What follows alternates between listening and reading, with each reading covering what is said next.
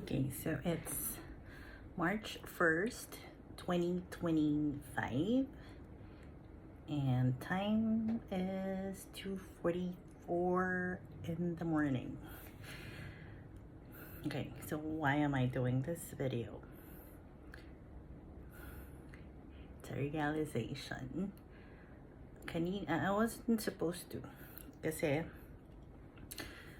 kanina ginagawa ko, cleaning my room dahil hindi pa rin nga ako tapos maglinis ng mga stuffs ko. So, I was just checking on my clothes, my old clothes, basta, mostly my clothes, and at the same time, watching, or rather, probably just listening to the TV. It's basically on, and it was in news and current affairs. So, ang lumabas doon is, so I'm on YouTube at that time, then lumabas several interviews with different personalities, ganyan. This interview that really struck on me, it was yung show ni Karina Sanchez, yung Karina interviews. And itong interview na pinanood ko ngayon that struck me the most, napanood ko na siya a year ago. She interviewed Karen Davila. So it was a year ago. At that time, nung pinanood ko siya, I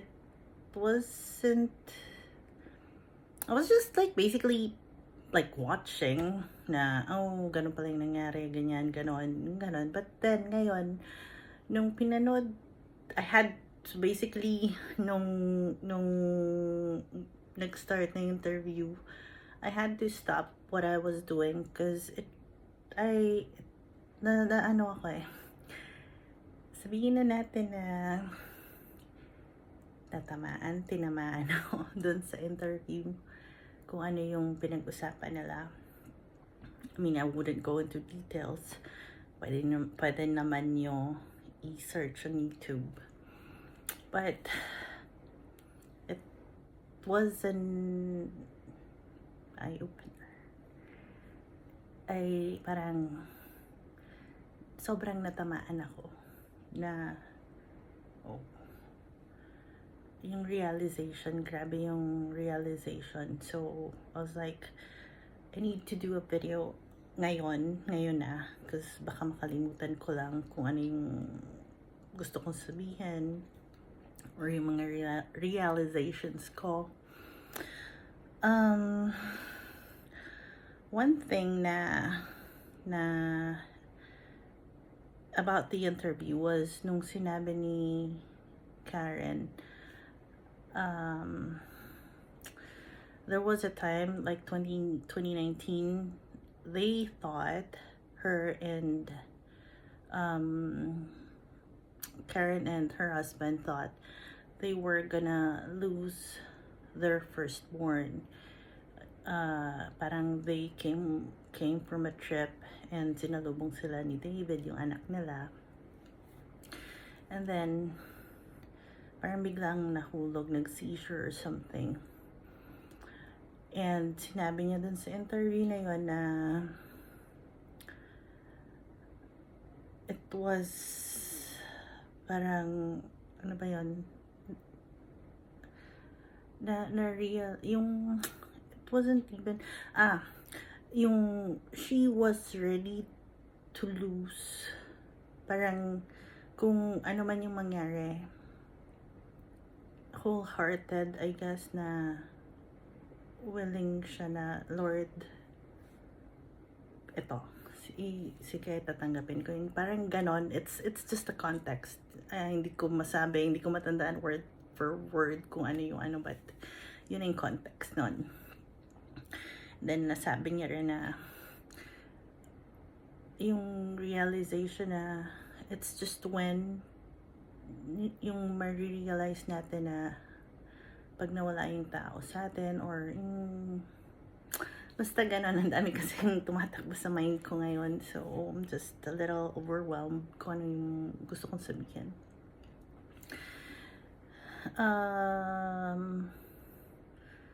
With that scenario na kwento niya, there's this one realization na talagang it hit me hard.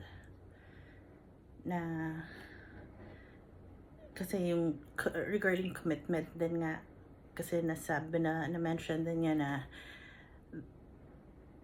somehow it was her fault na kasi minsan naawa siya, so pinapakain niya rin ng junk foods or whatsoever, ganon.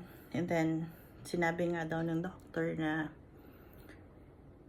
kailangan mag-commit sila, so it was a recommitment basically. And on my part, it made me realize something. Ang hirap, I guess, ang hirap i-admit na, okay, just gonna be straightforward, honest.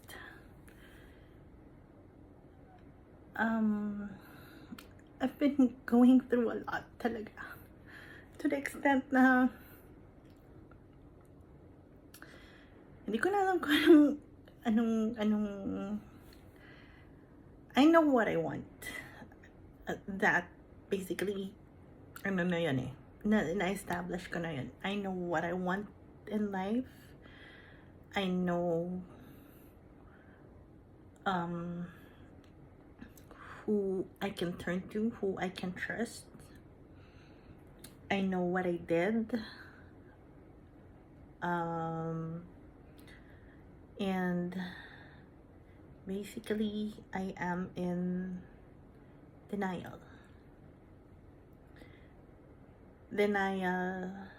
Okay, medyo para magulo na, but let me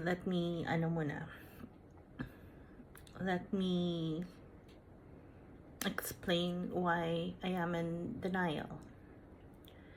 I am in denial because masyado lang magulo that yung mundo ko, kahit alam ko kung ano yung gusto ko, but I keep on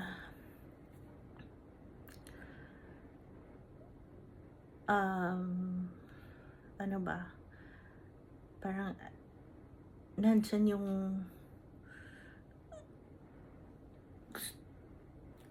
hindi, how can I explain, yung alam ko kung ano yung gusto ko, but dinideny ko sa sarili ko kung ano yon. Not maybe. Okay, so kailangan ko i-correct sarili ko. Alam ko kung ano yung gusto ko, kaya lang because of fear, and at the same time, ang may medyo mali rin akong nagawa is nakikinig ako sa mga, not naman really nakikinig, but parang binibigyan ko ng chance, I guess, yung ibang mga tao na naging clouded ako because of what other people, regarding of other people's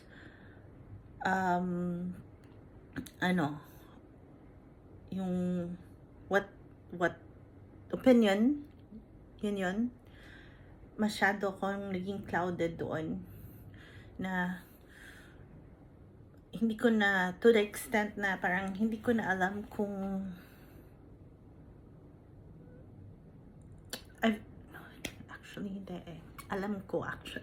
alam ko. I don't want to be a people pleaser, pero nandun yung fear sa akin na, pag ginawa ko yung ganito, meron na naman masasabi yung ibang mga tao.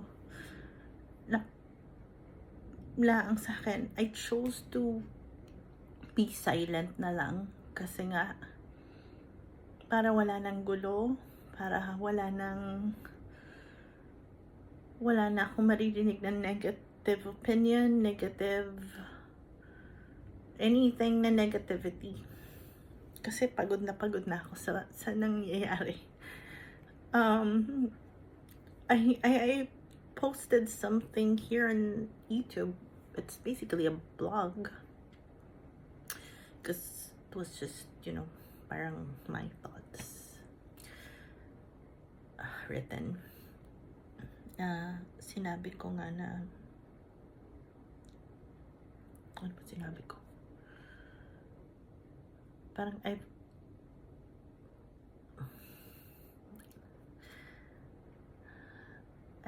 given up on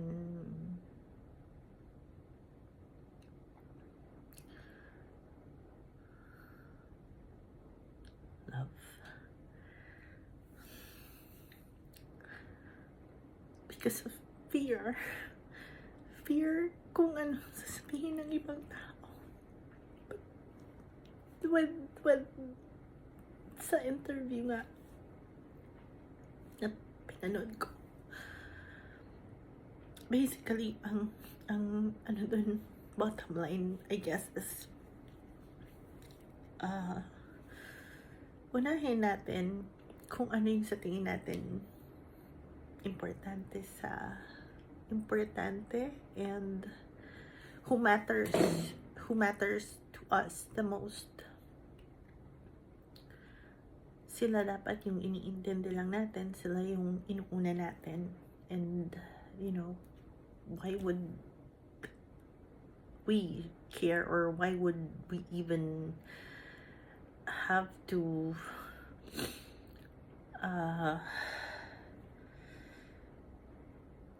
care about what other people's opinion, especially kung firm na naman tayo, or rather ako, firm na naman ako kung ano yung gusto ko talaga sa buhay.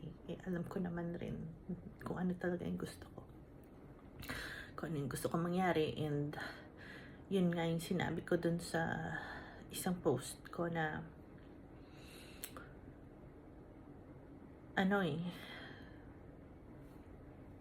yung second half ng buhay ko, which is ngayon, second half ng life ko, gusto ko ako naman yung masunod. I want to be the driver of my life. I don't want other people telling me on what I should do, how to act, how to whatever. Kung meron ako siguro papakinggan, it's a realization also na matagal ko na naman itong alam dinisregard ko na lang siguro dahil nga gulong-gulo ako ngayon, because there is a sudden shift. Not everyone would understand what's going on with me, because hindi naman rin lahat naniniwala sa kung ano man yung na-experience or kung ano man to. But dun sa mga naniniwala, I'm pretty sure you would definitely understand yung standpoint ko kung bakit ako nagkakaganito, or you would basically have knowledge somehow kung ano tong pinagdadaanan ko. Everything, okay, so we all know that everything is energy, diba? And sa mga naniniwala na lahat tayo may soul. Ano bang soul sa Tagalog? Kaluluwa. Lahat naman tayo, yun, may kaluluwa, may soul, and our body is just like ano lang to parang para mapakita lang, it's just a representation basically to represent us, but we are basically made out of energy and our souls. So for the past few months, I've been experiencing a sudden shift in my energy.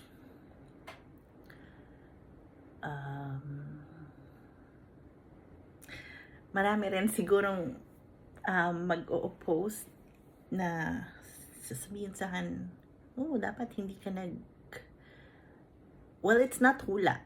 It's more on reading my birth chart. Okay? So, it's something to do with alignment of stars. Doon na rin pumapasok, I guess, yung soulmates, karma, and so on.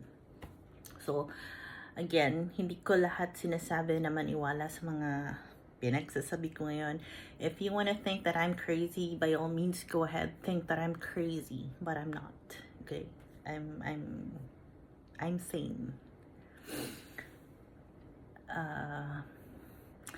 So with that energy nga, I know there's a sudden shift since last year. A couple of months ago. And then,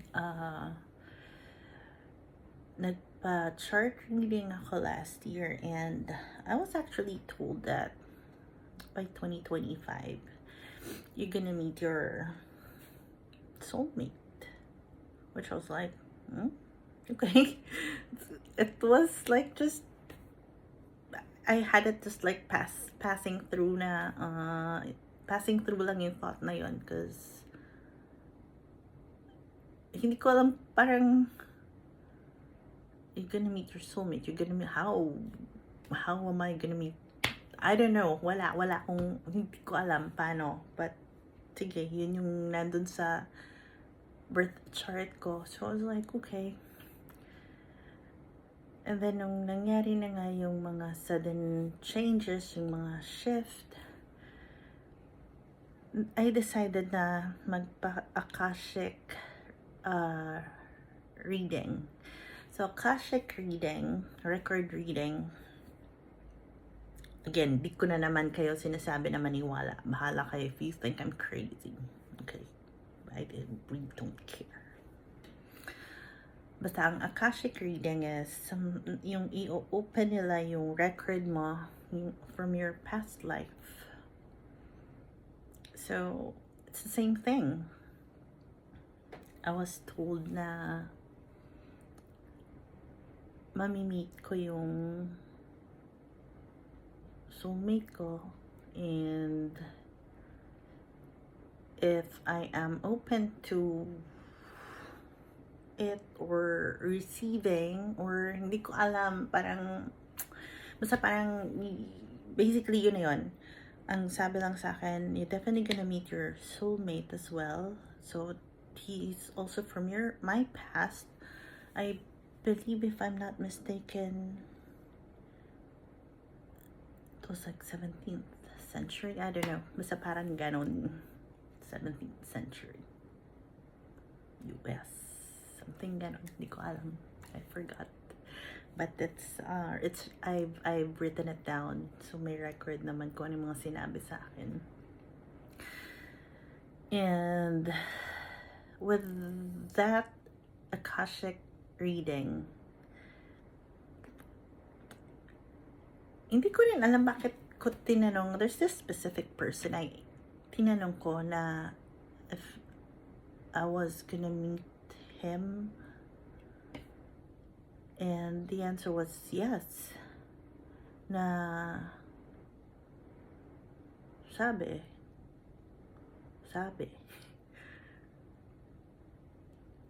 siya daw yung soulmate ko. So it's like, how can that be? It's anyway, it's kinda strange na how can that happen? Yung mga ganon lang. But looking, or rather paano ba? So, binabalikan ko yung mga previous na mga nasabi sa akin ng ibang mga tao, or nangyari.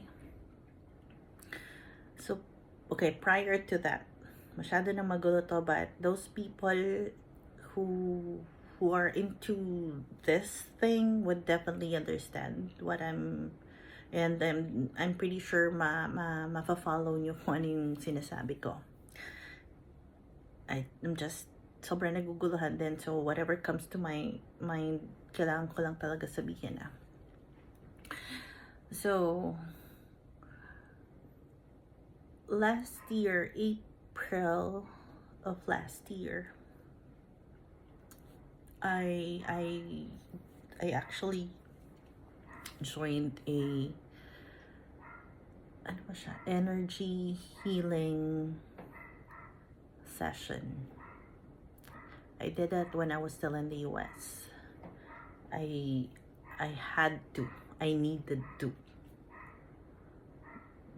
Due to the you know what happened with me. I need not elaborate it, I guess. So let's just, yun na yun. May nangyari, so in order for me to feel better, to heal, I know I had to attend that seminar. So I did it. Nung nag-attend ako nun, I remember sinabi rin na to manifest, manifest. If we, whatever, manifest something, whatever, ganyan. And to write it down, yung mga manifestation. Hindi ko rin alam bakit, but I remember I manifested on finding love, finding the right person for me, the one. Masyadong maraming ano yan eh. Yung manifestation na yon, ilan beses ko ni-revise. The first time I did that manifestation, walang specific person na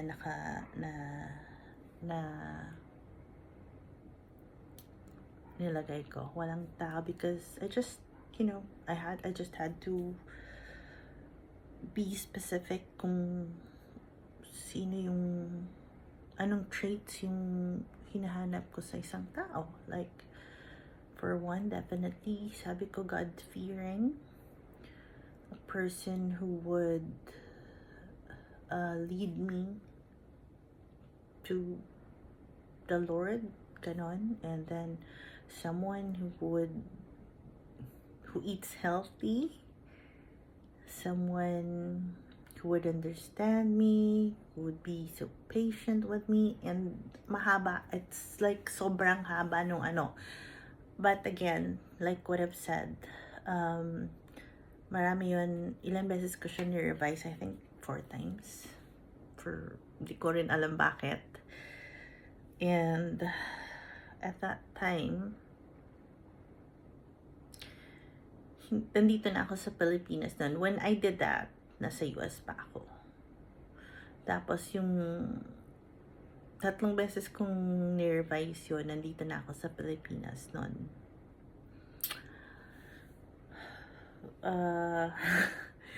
Honestly, I wasn't sure bakit ko rin nilagyan ng specific person. Name ng specific person. And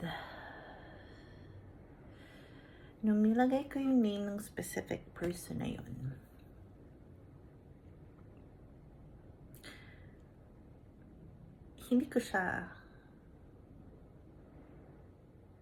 hindi ko alam kung kilala niya ako. I'm sure, hindi kami magkakilala. Let's just put it that way. I know him because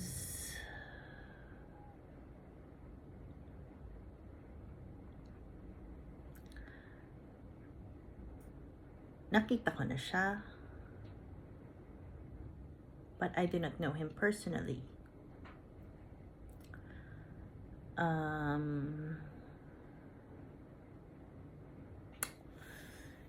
And okay, so dito na papasok yung, there was a time I couldn't remember if it was 2021, 2022. I really couldn't remember. So nasa gym kami, ako, twin sister ko, and yung youngest sister namin. So nasa gym kami nun. Then all of a sudden, my twin sister blurted out na parang nag-usap sila nung, actually, kausap niya kami nung isa ko pang sister na, have you seen his video? Parang ganon. And then sumagot yung youngest sister namin, oo, ganyan. Ako, ang sagot ko, sino yun? Kasi in all honesty, I do not know him. I haven't heard of him. Basta ganun. And then, there was one time, kaming dalawa rin lang naman ng sister ko yung nag-gym. She was talking to a friend who I also know. Tapos biglang na-mention niya lang na she was talking about that specific person pa rin. And then she goes like, oh nga, soulmate ko daw siya, blah blah blah blah blah blah. So it's like, okay, whatever.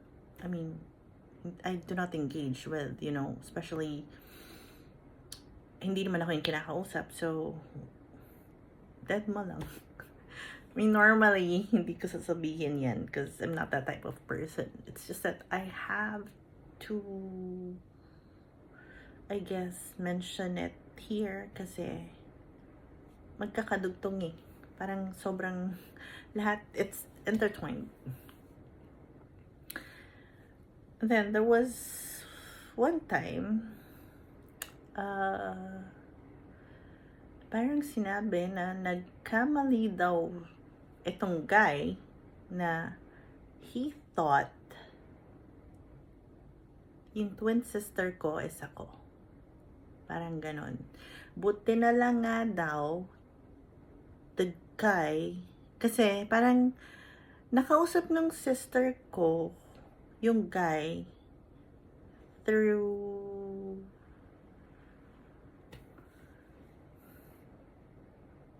okay.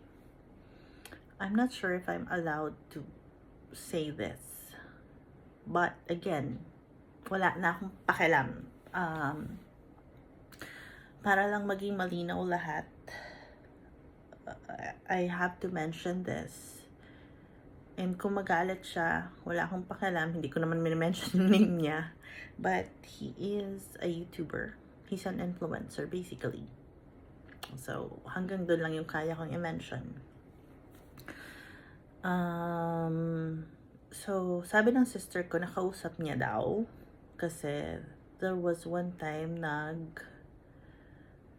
parang nag-live daw yung influencer na yon. It was like, yung typical, parang madami na, yung ganun. And then, meron na mention nga na something like, the guy thought I was my twin sister. Does that make sense? Parang ganun. Akala nung guy, ako yung twin sister ko. But he looked into her eyes. Parang ganun yung dating na, luckily, tiningnan ko yung mata niya directly and saw that it's not her. And then it made sense nga daw na, oh, she has a twin sister. Oh, parang ganun yung understanding ko. So, hindi daw siya yung soulmate nung guy, but it was me. But at that time, wala lang deadma ako, and I really didn't care because I was just so busy with, not really busy, but I had other issues that I need to take care of at that time. Major issues in life as well. Na kailangan ko talagang, I guess, tutukan, gawa ng paraan. Because it's about family and basta, yun na yun. So I really didn't care. Mapapanood ko yung mga videos niya pag nagpa-pass through lang sa Facebook. Yes, Facebook. It was not until, I guess, 2023, I think, I followed him. I couldn't look, no, I tried, yes, kasi parang ang daming impersonators, ganyan. I think he's famous, syempre, influencer. Tapos, maraming impersonators na ganyan. But I had to look for the real page sa Facebook. Instagram, medyo nadalian ako hanapin siya. Ngayon, I'll be honest, I unfollowed him. I'm gonna be honest, I blocked him. Both on Facebook and Instagram. Why? Because gulong-gulo na ako.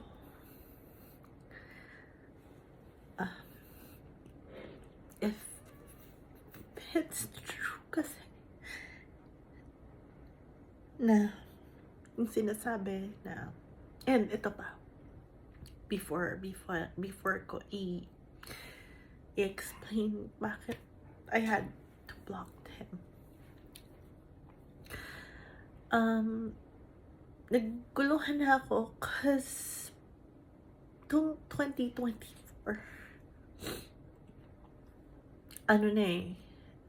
I'm not sure what's going on, but every time he would upload videos, hindi pwedeng hindi ako manood. I mean, not right away, but definitely papanoorin ko yun within the day, before the day ends. And then I could feel that there's a pull. So basically, my energy is being pulled to that specific influencer. I don't know why. Naggulong-gulo talaga ako. Hanggang sa na-realize ko, there was one time I couldn't even remember which, probably it was already November, I realized na, wait up, bakit yung mga videos niya, bakit parang it's about me? But then, I still tried to erase the thought, because somehow, come on, let's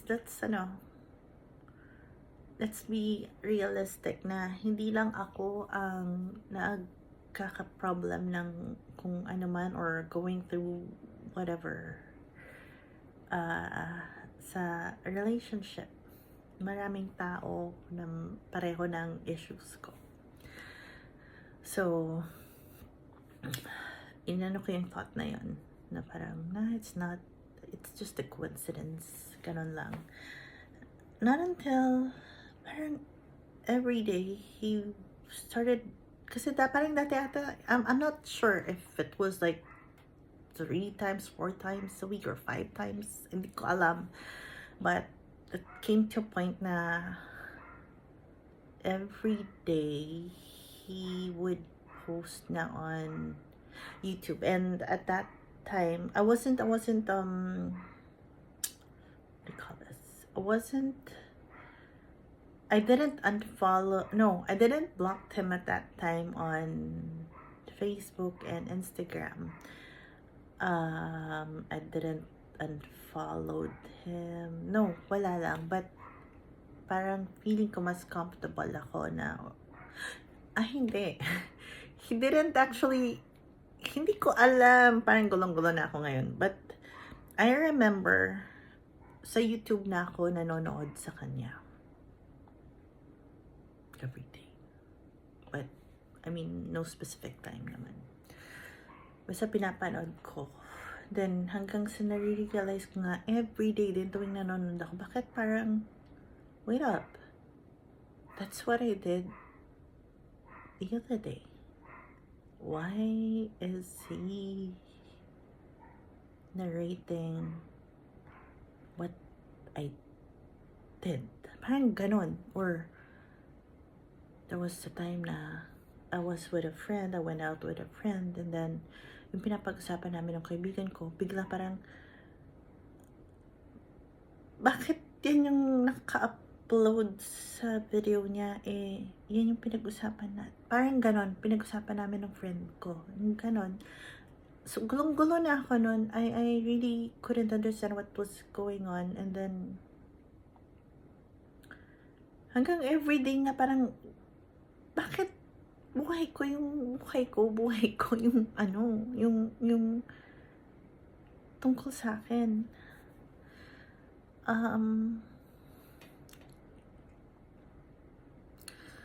Hanggang ngayon, gulong-gulo ako. I mean, I guess open na yung third eye ko, December. I guess November pa lang. But, since ayoko nga bigyan ng meaning talaga kung ano man yung napapanood ko sa mga videos niya. So, I just, wala lang. Not until December, dun ako na yung realization na, okay, so, it's really me who he is basically talking about. But, bakit? Parang, yun yung, ang dami kong tanong, bakit?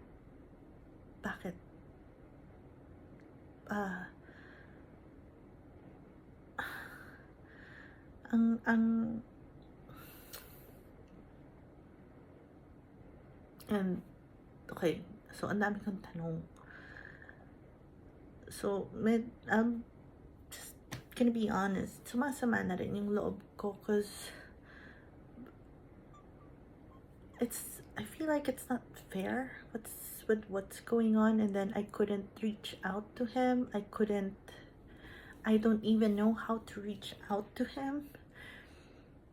Na dumating na ako sa point na, okay, gusto ko matahimik.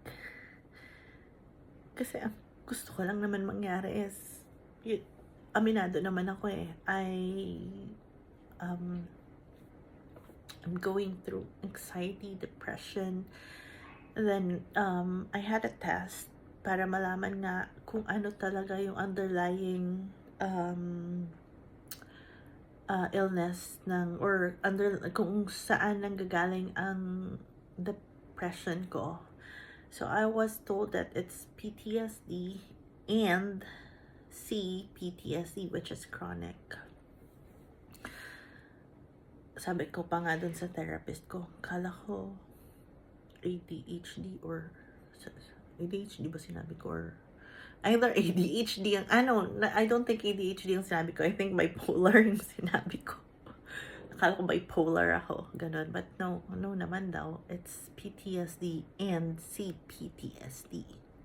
So it's chronic basta yun, i-google nyo na lang, nakalimutan ko na dahil ko nang iisip.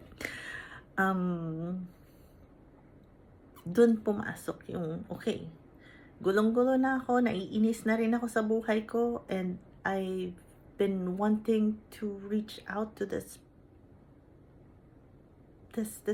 influencer. I tried. I didn't get an answer. So the best thing I can do is to block. Kung sabi ko nga, kung kaya ko lang siya i-block sa YouTube, i-block ko na rin siya. Because it's not helping me at all.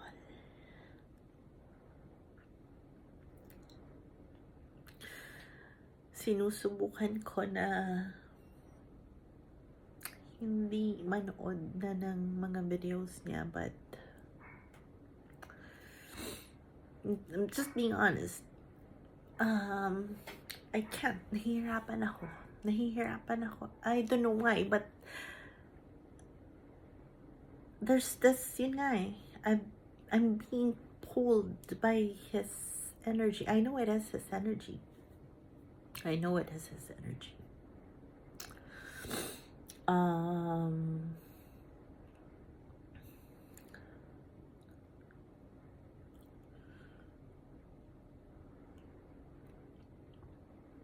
I really wanted to reach out to him.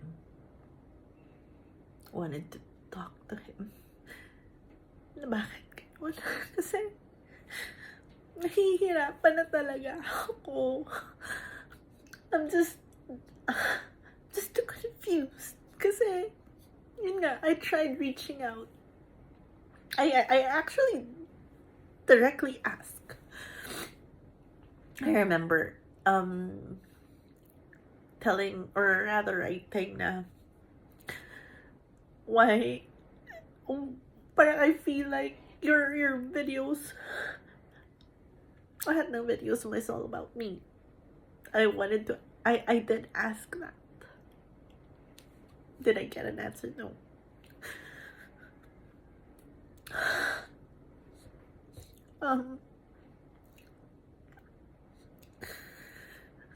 And then, basta daming nangyayari na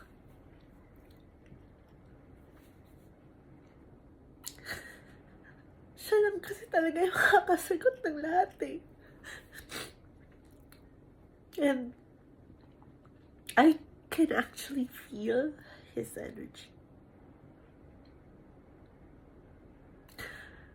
I don't know how, I don't know why. And my other question is, sa dinami-dami ng tao dito sa buong mundo, bakit ako? Then goes ito na nga yung answer na maybe it's true na soulmate ko siya. But how can I believe na yun nga yun eh?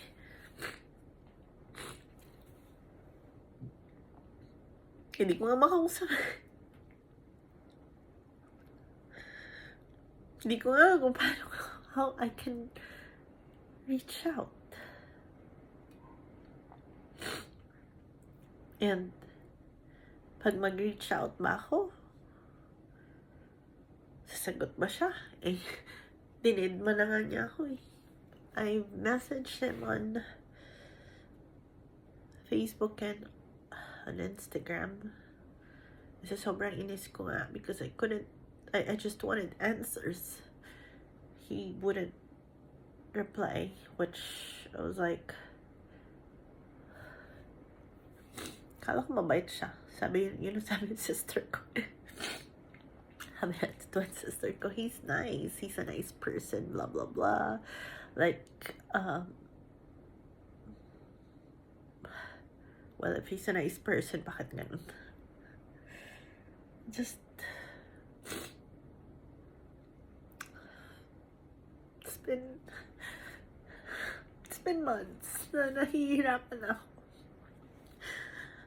And that's the reason why I had to pull away from a lot of people. I decided to keep quiet.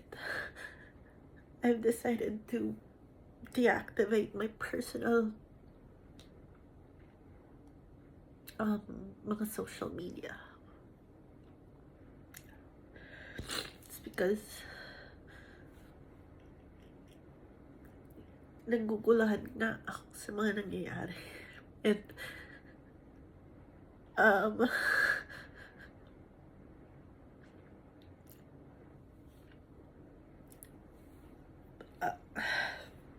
I don't think na kahit humingi ako ng tulong sa therapist ko pa din, sa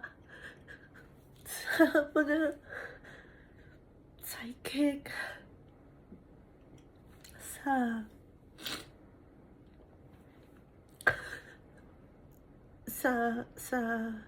psychiatrist, or kung kanino pa, I wouldn't really get an answer because ang talaga makakasagot lang naman lahat yan. Siyempre yung tao eh. Yung tao na yun eh. Why? One, bakit nga yung mga videos na ginagawa niya, but it's about me. Tatanggapin ko kung sasabihin ganyan na hindi, na, no, you're just hallucinating, it's just an illusion, na akala mo ikaw lang yung ganyan, gano'n. At least I got an answer, di ba? Hindi yung nga, yung masakit eh. Ang daming tao nagsasabi na I'm insane, I'm crazy. How can people say such? Eh, hindi ka nila alam kung ano yung, kung ako mismo, gulong-gulo na sa buhay ko eh.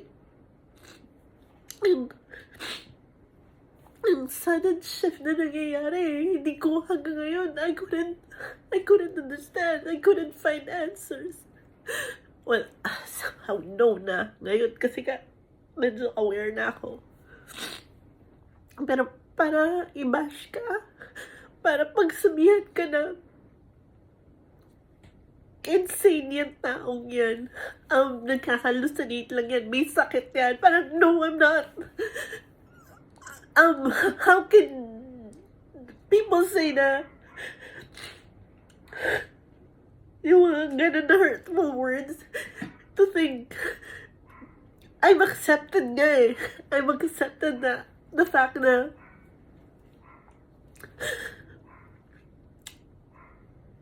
I'm going through depression. Pero tapos na nga eh. Naka-recover ako eh. Nung naka-recover ako, doon nagsimula yung sudden shift ng energy eh. Kaya ngayon, I'm trying to find answers na naman. I'm trying to find solutions. I'm trying to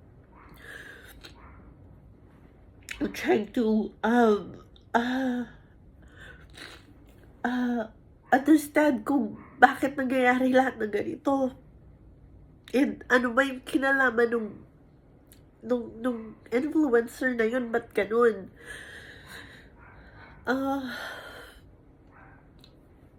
Yun lang.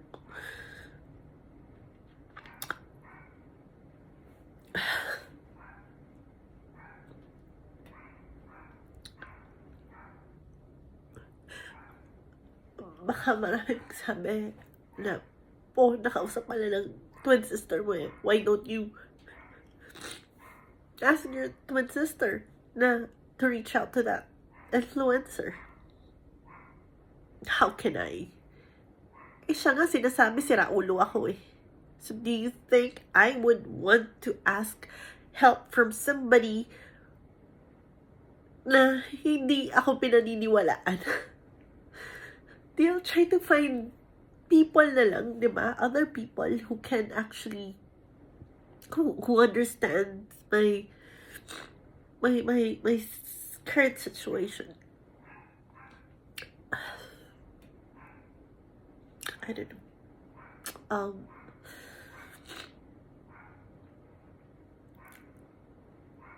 Honestly, hindi ko, siya lang talaga yung makakasagot. Kahit na, ulitin ko lang. Kahit pa siguro, nag-ask ako, nag-help from therapist, psychiatrist, or kung sino pa. Kung hindi pa rin naman ako makakakuha ng specific na sagot eh. Except from that person. I've been wanting sana to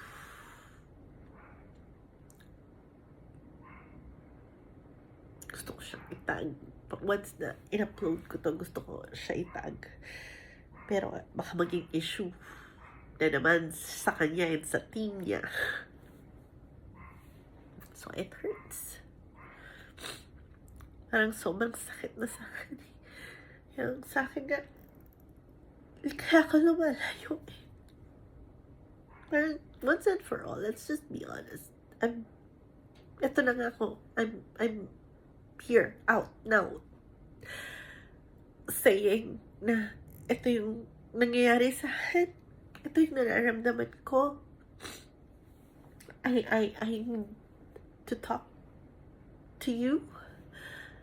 I want answers. I want to connect with you. I want lahat. But I don't know how to reach you.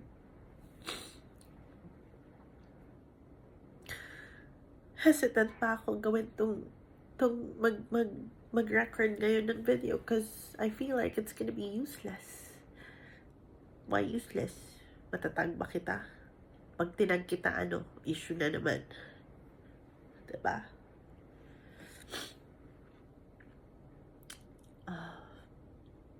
Padala ko to i-DM ko to sa Instagram mo. Tinanong na nga kita naman, hindi ka naman sumagot. If whoever would be able to watch this and may idea kayo kung sino yung sinasabi ko, and you could actually reach out to him,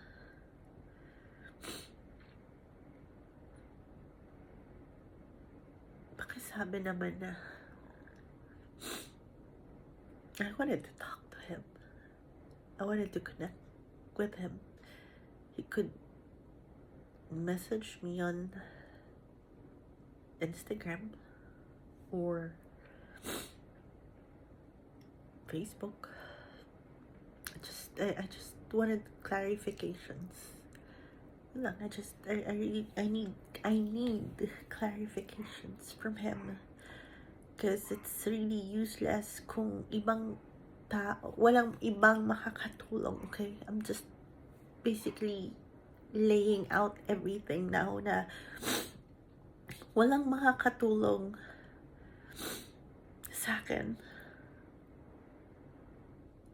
kung hindi siya.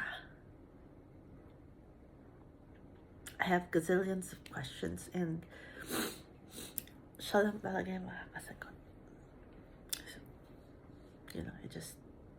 I need to end this na because medyo mahaba na din, but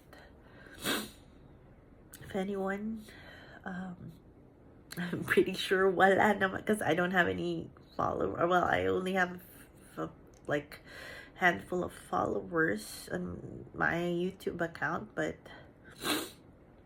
if somebody can know Sam and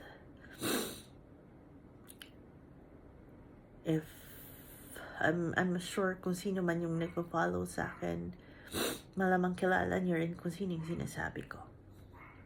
Because I'm pretty sure mga kaibigan ko kayo. But yeah, if you could just reach out to him and tell him that if he could actually watch this video and reach out to me. I really wanted to talk to him. Kasi gusto ko na rin matahimik. Kasi pagod na ako. Okay, it's been almost an hour, so I need to end this na and I need to sleep. Yan ang kailangan ko lagi ngayon. I really need a lot of rest. So, yun lang.